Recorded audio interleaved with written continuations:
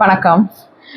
ஆக்சுவலா இன்னைக்கு காலையில அதாவது காலையில இது பண்ணதுலேருந்து ஒரு நிறைய இதை சர்ச் பண்ணி வச்சிருந்தேன், இதெல்லாம் பேசணும் அப்படின்னு சொல்லிட்டு. ஸோ அப்படியே இன்னைக்கு என்னமோ தெரில, அப்படியே வந்துக்கிட்டே இருந்துச்சு. ஸோ நானும் ஒன்றுனா இது பண்ணிட்டு இருந்தேன். சரி எப்போ போடலாம் வீடியோ அப்படின்னு சொல்லிட்டு உட்காந்துருந்தேன். இப்போ தான் என்ன பண்ணேன், சரி போடும் அப்படின்னு சொல்லிட்டு அதை எடுத்து பார்த்துட்டு திடீர்னாப்புல பார்த்தீங்கன்னா ஒரு நியூஸ் என்ன அப்படின்னா, விஜய் வந்து அந்த கரூர்ல இறந்தவங்கள எல்லாம் வந்துட்டு எங்கேயோ இங்க சென்னை வர சொல்லி அங்க வந்து மீட்டிங் அதை பார்க்க போறான் அப்படின்னு சொல்லிட்டு சொன்னாங்க. உடனே எனக்கு யோசித்து பார்த்தாலே எப்படி எனக்கு புரியவே இல்லை. நேற்று தான் அது சம்பந்தமா ஒருத்தர் வீடியோ போட்டிருந்தாரு. எனக்கு அது எப்படி எப்படி நம்ம உலகம் போகுது, அப்படியே வெறுப்பா இருக்கு. என்ன நடக்குது, எப்படி அந்த மக்கள்லாம் எப்படி வருவாங்க, ஒரு துஷ்டி கேட்கறதுக்கு அங்க இருந்து இங்க வந்து, அப்படி எதுக்கு அவன் கொடுக்குற பணம் வேணும், இல்ல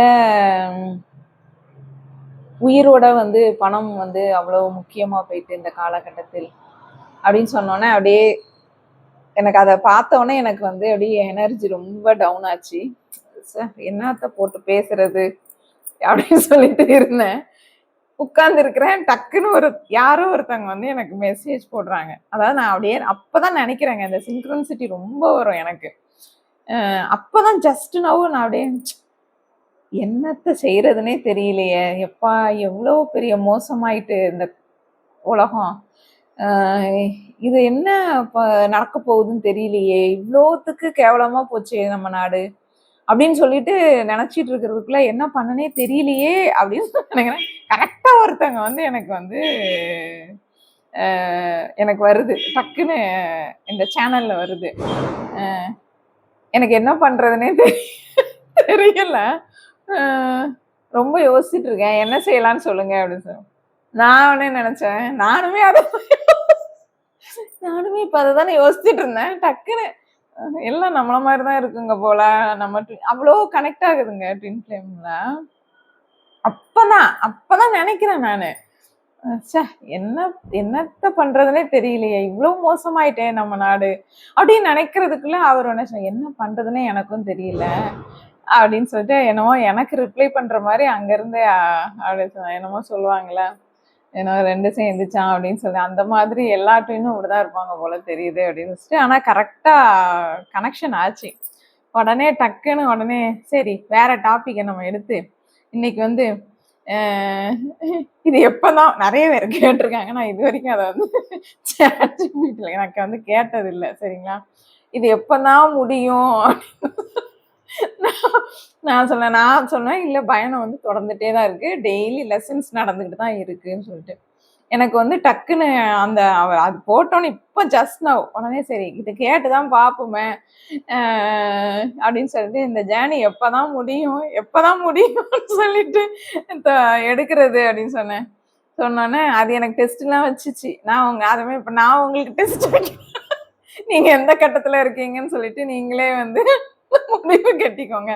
அதாவது 2-3 பேர் கேட்டாங்க. ஒருத்தங்க வந்து அன்னைக்கு என்ன சொன்னாங்க, இது எப்போ மேடம் முடியும், என்ன போயிட்டே இருக்குது அப்படின்னு சொன்னேன். நான் சொன்னேன் எனக்குமே தெரியல, அது போயிட்டே தான் இருக்குது, ஒவ்வொரு நாளும் பலவிதமான லெசன்ஸ் எப்படி போகுது என்ன ஏதுன்னே தெரியல, அதுவா போயிட்டு இருக்குது, நம்மளும் எதுவும் கண்டுக்கிறது இல்லை, எப்படி போகுதோ அது அந்த ஃப்ளோக்கு போயிட்டே இருக்கிறோம் அப்படின்னு சொன்னேன். அப்புறம் இன்னொருத்தங்க வந்து சொன்னாங்க, நான் இப்ப எந்த ஸ்டேஜ்ல இருக்கேன்னு சொல்லுங்க. இப்போ ஓகே எல்லா கேள்விக்கும் இன்னைக்கு நான் வந்து இது சொல்லிட்டு, அப்புறம் அது சொல்லிச்சு, அதுவே குழம்பிச்சு போல, சரி உனக்கு டெஸ்ட் வைப்போம் அப்படின்னு சொல்லிட்டு எனக்கு ஒரு டெஸ்ட் வச்சுச்சு, நான் அதே உங்களுக்கு டெஸ்ட் வைக்கிறேன், நீங்களே உங்களை வந்து பார்த்துக்கோங்க எப்படி அப்படின்னு சொல்லிட்டு. சரிங்களா, ஸோ இந்த பயணம் வந்து முடியும் அப்படிங்கிறதுக்கு வந்து என்ன டெஃபினிஷன்ஸ் வந்து கொடுக்குது அப்படின்னு கேட்டிங்கன்னா, அதாவது நேரம் வைத்துனா இது வந்து அது நம்மளுக்கு எல்லாத்துக்குமே தெரியும். சரிங்களா, நேரம் வைத்து வந்து கணக்கிட முடியாது, உள் மாற்றம் தான் வந்து இது வந்து நிறைவு பெறுது அப்படின்னு சொல்லிட்டு. ஸோ வந்து பயணம் முடியுது அப்படின்னு சொல்லிட்டு இல்லாம பிரிவு நிலை வந்து முடிஞ்சுது. அதாவது நம்மளுக்கு உள்ள வந்து நம்மளுக்கு அந்த பிரிஞ்சிருக்கோம் ஏதோ ஒண்ணு வந்து குறையுதேன்னு சொல்லிட்டு இருப்போம்ல, அது வந்து முடிஞ்ச நிலை. அந்த யூனியன் நிலை வந்து தொடங்கிருச்சுனாலே அதுதான் வந்து முடிவு மாதிரி ஒரு இது அப்படிங்கிற மாதிரி சொல்றாங்க. ஸோ அப்ப எதை வைத்து வந்து அந்த யூனியன், சரிங்களா, அப்ப எதை வைத்து வந்து அந்த யூனியன் நடந்துருச்சு அப்படின்னு சொல்லிட்டு நினைப்போம்னா, நம்மளுடைய மனம், நம்மளுடைய ஆன்மா, நம்மளுடைய எனர்ஜி எல்லாமே நடக்கும் சில பல மாற்றங்கள். என்ன அப்படின்னு கேட்டீங்கன்னா, அட்டாச்மெண்ட் வந்து எப்படி மாறும் அப்படின்னா அன்கண்டிஷனல் லவ்வா வந்து மாறும். சரிங்களா, அதாவது நான் அவரை பெற்றே தீர்வேன். நீங்க ஸ்டார்டிங்ல எல்லாத்துக்கும் இருந்திருக்கோம், நான் பெற்றே தீர்வேன், நான் அடைஞ்சே தீர்வேன், எனக்கு வேணும் அப்படின்னு சொல்லிட்டு அவ்வளோ ஒரு பிடிவாதமா, அவ்வளோ ஒரு பொசசிவ்னஸா, அப்படி இப்பதான் நினைச்சு பார்த்தா சிரிப்பு தான் வருது. ஸோ அந்த மாதிரி ஒரு பிடிவாதம் வந்து மறைஞ்சி அவர் மகிழ்ச்சியே எனக்கு மகிழ்ச்சி அப்படிங்கிற ஒரு நிலைக்கு வந்து வந்துடும். அவங்க ஹாப்பினஸ் நம்ம ஹாப்பினஸ் அப்படிங்கிற மாதிரி ஒரு நிலைக்கு வந்து வந்துடும். அடுத்தது என்ன அப்படின்னு கேட்டீங்கன்னா, ட்ரிகர் பிளஸ் பெயின். இப்ப ட்ரிகர் வந்துச்சுன்னா பெயின் வரும். அது என்ன மாறிடும்னா பீஸா மாறும், அமைதியா வந்து மாறிடும். என்னதான் வந்து அவங்க நம்ம ட்ரிகர் கொடுத்தாலும் நம்ம வந்து காமா ஆயிடுவோம். சரிங்களா, வெளியில என்ன நடந்தாலும் உள்ள அமைதி வந்து என்னைக்குமா உள்ள அமைதி தான் நான் சொல்றேன். சரிங்களா, உள்ள அமைதி வந்து குலையாது. அவரின் நடத்தை வந்து எனக்கு வந்து இனி காயமே படுத்தாது அப்படிங்கிற ஒரு நிலைக்கு வந்து வந்துரும். அடுத்தது என்னன்னா எக்ஸ்பெக்டேஷன்ஸ் வச்சிருவோம். எக்ஸ்பெக்டேஷன்ஸ் அப்படின்னு சொன்னா ஏதாவது செய்யலை அப்படின்னா நம்மளால தாங்க முடியாது. அப்போ வந்து அப்பதான் நம்ம பலவிதமான கேள்வி, நான் எவ்வளோ இது வந்து நிறைய சண்டை வரும்.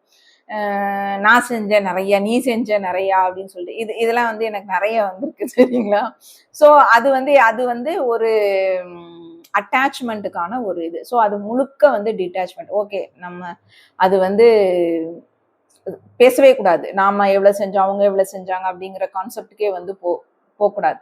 அதுதான் வந்து என்னது டிட்டாச்மெண்ட் எடுக்கிறது. ஸோ வந்து எப்போது பேசுவாரு, எப்போது வருவாரு அப்படிங்கிற ஆவல் வந்து குறைஞ்சிரும். நான் ஃபர்ஸ்ட் அப்படியே சொல்லவே முடியாது, அந்த அளவுக்கு இருந்தது வந்து போக போக அப்படி குறைஞ்சிட்டே வந்துடும். காலத்தின் மேல் நம்பிக்கை. இப்ப நமக்கு தெரிஞ்சிடும் எல்லாமே வந்து நம்மளுக்கு வந்து அதுவா நடக்குது அப்படிங்கறது தெரிஞ்ச உடனே அது மேல ஒரு நம்பிக்கை வச்சுட்டு இருந்துருவோம். அப்புறம் என்னன்னா நம்ம செல்ஃப் ஒர்த் எடுப்போம். இதுவும் மிகப்பெரிய ஒரு ப்ராசஸா வரும். அவர் உறுதியளிக்காமல் இருந்தாலும் நீ உன் மதிப்பை உணர்வாய். இதுல வந்து நிறைய பேர் வந்து இந்த இதுலயும் லேக் ஆவாங்க. என்ன அப்படின்னு கேட்டீங்கன்னா, நம்ம என்ன பண்ணுவோம்னா அந்த அதாவது டிஎம்ஓ டிஎஃப்ஆ இருக்கட்டும், நம்ம செல்ஃப் ஒர்த்தை விட்டு அவங்க வந்து நம்மளுக்கு வந்து ப்ரூஃப் கொடுக்கணும்னு சொல்லிட்டு அலைவோம். சரிங்களா, மத்த யாரையுமே விட்டுருவோம். நம்ம மத்த யாரும் நீ கேவலப்படுத்த, நீ என்ன பண்ணல, ஆனாலும் இன்னொன்னு ஒரு வெறித்தனமா என்ன வச்சிருப்போம் அப்படின்னு கேட்டீங்கன்னா, அவங்க நம்மளுக்கு வந்து கொடுக்கணும், அவங்க வந்து நம்மளை வந்து என்ன பண்ணணும், உறுதி பண்ணணும், நம்மளோட இதை வந்து அவங்க வந்து ரெகக்னைஸ் பண்ணணும் அப்படிங்கிறதுல நம்ம ரொம்ப ஆர்வமா இருக்கும். யாருமே பண்ணலாம்னு பரவாயில்ல, அவங்க வந்து நம்மளுக்கோட இதுக்கு வந்து மதிப்பு கொடுக்கணும் அப்படின்னு நினைப்போம். அது வந்து அது தப்பு. நம்ம மதிப்பை நம்ம உணரணும். அதுதான் வந்து நம்ம யார் அப்படின்னு தெரிஞ்சதுக்கு அப்புறம் தான் நான் நிறைய இப்ப வந்து செல்ஃப் ஒர்த் பத்தி தான் நான் பேசியிருக்கேன். அப்பதான் வந்து நம்மளுடைய செல்ஃப் ஒர்த்தை நம்ம உணரும் போது அப்ப நம்மளுக்கு நம்மளே வந்து மதிப்பளிச்சாதான் வந்து அது வந்து கரெக்டா வரும் செல்ஃப் ஒர்த் அப்படிங்கிறது. அப்புறம் வந்து ரன்னர் சேசர் டைனமிக் வந்து ஸ்டாப் ஆயிரும், எண்டு வந்துடும். யாருமே ஓட மாட்டோம். சரிங்களா, ரெண்டு பேருமே நிற்போம். இருவரும் வந்து மெதுவாக வந்து அவங்கள நோக்கி வந்து வர தொடங்கிட்டு இருப்பாங்க. அப்புறம் மிஷன் கிளாரிட்டி வந்து நிறைய கிடைக்கும். சரிங்களா, நம்ம என்ன நோக்கத்துக்காண்டி வந்திருக்கிறோம், சர்வீஸ் பண்றோமா, இல்ல ஹீலிங் பண்றோமா, இல்ல கிரியேட்டிவ் ஒர்க் பண்ண போறோமா, இல்ல இந்த ட்வின் பாத் அதாவது மிஷன் ஒர்க்கை வந்து ஆக்டிவேட் பண்ண போறோமா, இப்படி பலவிதமான செயல்கள் அவங்களுக்கு இருக்கும். அது வந்து நம்ம என்ன அப்படின்னு சொல்லிட்டு தெரிஞ்சுப்போம். சரிங்களா, சோ அடுத்தது என்ன அப்படின்னு கேட்டீங்கன்னா, பாஸ்ட் லைஃப் கர்மா எல்லாமே வந்து கிளியர் பண்ணிருப்போம். எப்படி அப்படின்னா கில்ட் இருக்காது, ஷேம் இருக்காது, ஃபியர் இருக்காது, ஜெலசி இருக்காது.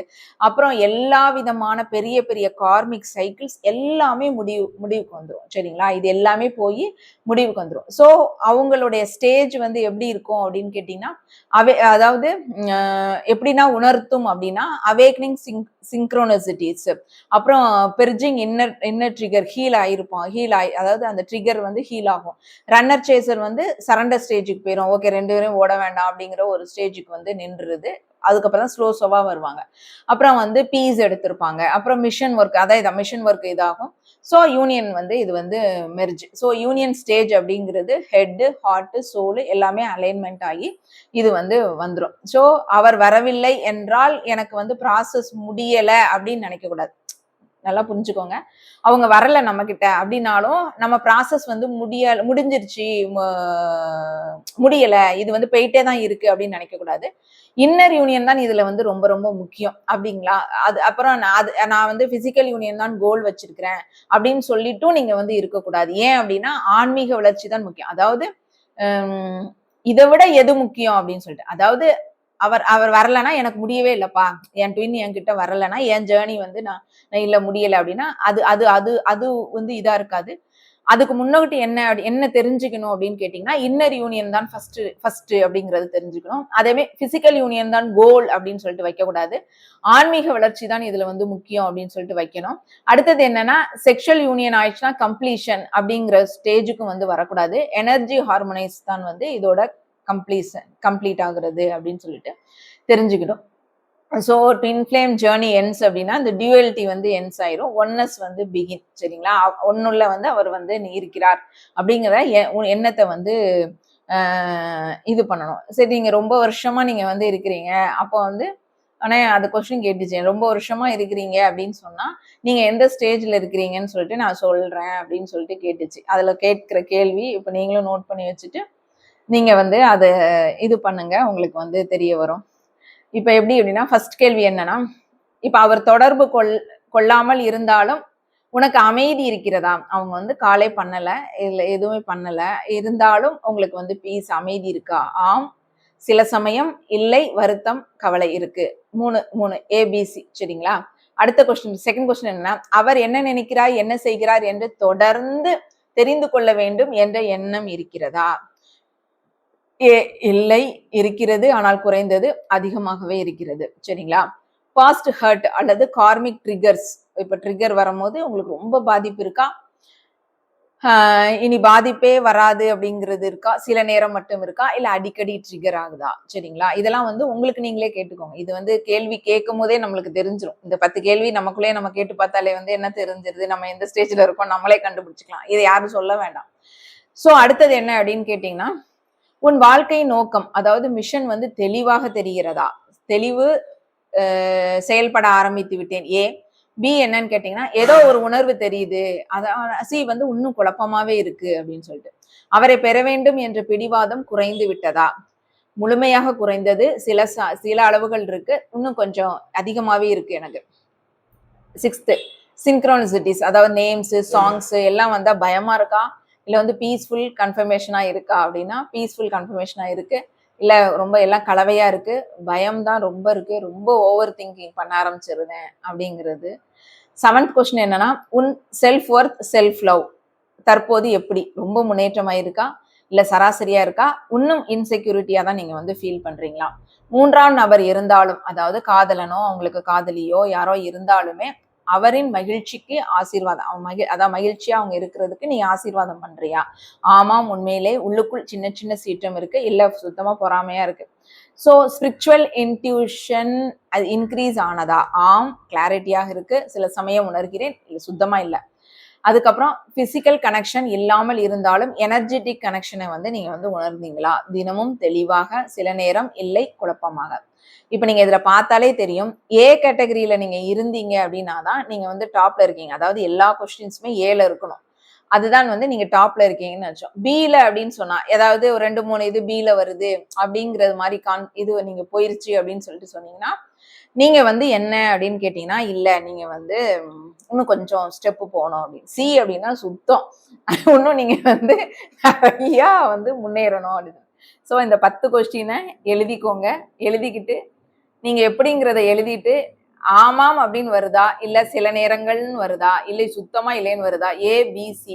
ஏயா இருந்தா நீங்க டாப்பு. சரிங்களா. பியா இருந்துச்சுன்னா பரவாயில்ல, முன்னேறி இருக்கீங்க அப்படின்னு அர்த்தம். சியா இருந்தா சுத்தமா கிடையாது அப்படின்னு சொல்லிட்டு நீங்களே வந்து தெரிஞ்சுக்கோங்க. இப்போ இது அர்த்தம் என்ன? இப்ப நீங்க எல்லாமே வந்து ஏல கேட்டகரியில இருக்கிறீங்க அப்படின்னு கேட்டீங்கன்னா, உங்க ஃபியர் வந்து சுத்தமா ரிலீஸ் ஆயிடுச்சு, அட்டாச்மெண்ட் சுத்தமா ரிலீஸ் ஆச்சு, எமோஷனல்ல இண்டிபெண்டன்ஸ் ஆயிட்டீங்க, அதுக்கப்புறம் பியோர் அன்கண்டிஷனல் லவ் எடுத்துட்டீங்க, செல்ஃப் ஒர்த் வந்து ஸ்டெபிளைஸ்ட் ஆயிட்டு, ஸ்பிரிச்சுவல் மெச்சூரிட்டி வந்து உங்களுக்கு அதிகமா வந்துட்டு, மிஷன் பார்க் இன்ட்யூஷன்ஸ் எல்லாமே ஆக்டிவேட் ஆயிட்டுன்னு அர்த்தம். இதுதான் ஃபுல் இது. சரிங்களா. ஸோ இப்போ நீங்க எந்த ஸ்டேஜ்ல இருக்கீங்கன்னு சொல்லிட்டு நீங்களே வந்து இப்போ நான் கொஸ்டின் கேட்டேன், நீங்க ஆன்சர் கண்டுபிடிங்க. ஆன்சர் கண்டுபிடிச்சு ஏல இருக்கிறீங்களா, எத்தனை இது ஏல இருக்கிறீங்க, எத்தனை இது பில இருக்கிறீங்க, எத்தனை இது சில இருக்கிறீங்க அப்படின்னு சொல்லிட்டு நீங்க பார்த்துட்டீங்க அப்படின்னு சொன்னா உங்களுக்கு வந்து தெரிஞ்சிடும். சரிங்களா?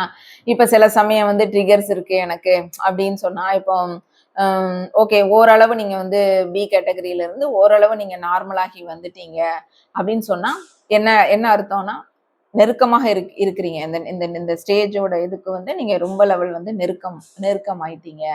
ஸோ வந்து எனர்ஜி யூனியன் எல்லாமே வந்து உங்களுக்கு வந்து அலைன் ஆயிட்டு வருது அப்படிங்கிறத நீங்க வந்து தெரிஞ்சுக்கலாம். ஆனா சீல இருந்தீங்கன்னா உங்க ரொம்ப பாடுபட நல்லா வந்து இது பண்ணும். ஏன்னா இதுல இருந்து இதுதான் ரொம்ப ரொம்ப முக்கியம்.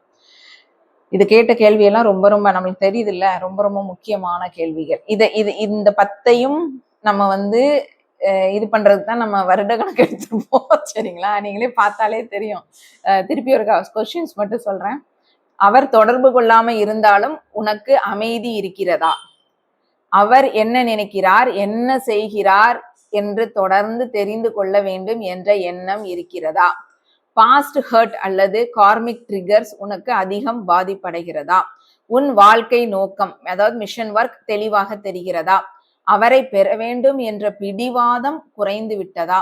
சின்க்ரோனிசிட்டிஸ் அதாவது நேம்ஸ் சாங்ஸ் எல்லா சின்க்ரோனிசிட்டியும் வந்தால் பயப்படுறியா இல்ல பீஸ்ஃபுல்லா அமைதியா இருக்கிறியா? அடுத்தது உன் செல்ஃப் ஒர்த், உன் செல்ஃப் லவ் தற்போது எப்படி இருக்கு? சரிங்களா? சோ 3ஆம் நபர் இருந்தாலும் அவரின் மகிழ்ச்சிக்கு நீ ஆசீர்வதிக்கிறாயா? 9th வந்து ஸ்பிரிச்சுவல் இன்ட்யூஷன்ஸ் இன்க்ரீஸ் ஆயிருக்கா? 10th வந்து பிசிக்கல் கனெக்ஷன் இல்லாமல் இருந்தாலும் எனர்ஜி கனெக்ஷன் உணர்கிறாயா? அருமையான கொஸ்டின்ஸ். இதே மாதிரி எனக்கே நல்லா இருந்துச்சு. நான் ஏதோ அவங்க சொல்றாங்கன்னு சொல்லிட்டு என்ன செய்யன்னு சொல்லிட்டு யோசிச்சுட்டு அதுக்கப்புறம் டக்குன்னு உடனே எடுத்தேன் இது. இதை டெஸ்ட் பண்ணுங்க. நல்ல ரொம்ப ரொம்ப இம்பார்ட்டன்டான கொஸ்டின்ஸ். ஏன்னா இந்த 10 ஸ்டேஜுக்கு தான் நம்ம வந்து ரொம்ப பாடுபட்டிருக்கோம். நீங்க ஒரு 5 வருஷம்னா நீங்க இருக்கிறீங்கன்னா இந்த கேள்வியை கேட்டாலே உங்களுக்கு தெரிஞ்சிடும் நம்ம எந்த அளவுக்கு இருக்கிறோம், மிடில் இருக்கிறோமா, லாஸ்ட் ஸ்டேஜ்ல இருக்கிறோமா, இல்லை ஃபர்ஸ்ட்ல இருக்கிறோமா அப்படின்னு சொல்லிட்டு. ஸோ நீங்க வந்து செக் பண்ணிக்கோங்க உங்களோடத. ஸோ இன்னைக்கு வந்து 2 விஷயம். ஒன்று என்னன்னா நீங்க எந்த ஸ்டேஜ்ல இருக்கிறீங்க அப்படின்னு சொல்லிட்டு, ஒன்று என்ன அப்படின்னு கேட்டிங்கன்னா உங்களுடைய ஸ்டார்டிங் நான் சொன்னது.